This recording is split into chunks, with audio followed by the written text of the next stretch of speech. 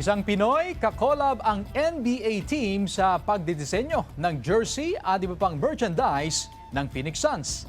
Silipin sa report. Bahagi ng selebrasyon ng iba't ibang kultura sa NBA, ang taunang Filipino Heritage Night na ginaganap sa iba't ibang US states. Ngayong taon, extra special ang celebration sa Phoenix, Arizona. Bawat ticket buyer kasi may matatanggap na Filipino-inspired jersey at ang nagdisenyo, isang Pinoy rin. Meet Joven Bautista, na mas kilala sa kanyang artist name na Gory. 7 years old ako, nahilig ako sa basketball. Tapos, nahilig din ako sa anime. Yung Slam Dunk na anime, tungkol sa basketball siya. Actually, yung pangalan kong Gory, dun siya galing.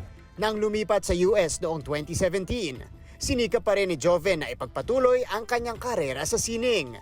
Dahil sa kanyang street art na may signature na gorilla design, napansin ng Phoenix Suns ang kanyang mga obra. Kakulab ang NBA team. Ibinebenta na ang kanyang design sa merch store ng Phoenix Suns. Nung una, hindi pa ako naniniwala eh. Kasi sa Instagram na lang ako minessage nung mismong parang manager nila, ganun. Kala ko scam pa eh. Tapos parang chinek-check ko na yun, legit pala. Ang sumunod niyang project, isang Filipino-themed Phoenix Suns jersey na pinag-iisipan at siniksik ng mga detalyeng pasok sa Filipino culture. So meron ditong Rizal, Magellan Cross, Lapu-Lapu. Meron din dito yung jeepney.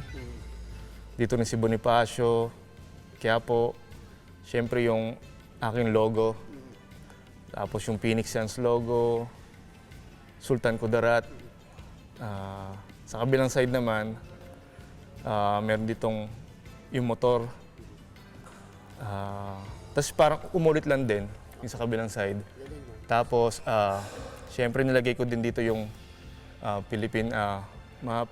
Tapos, instead na 3 stars and a sun, nilagay ko 3 stars and the suns. Isang pambihirang pagkakataon din daw na parehong Phoenix Suns at San Antonio Spurs may players na may dugong Pinoy. Si Jalen Green para sa Suns at si Dylan Harper naman para sa Spurs. Paniguradong masaabangan daw ito ng lumalaking Pinoy community sa Phoenix, Arizona. Martin Javier, One North Central Luzon.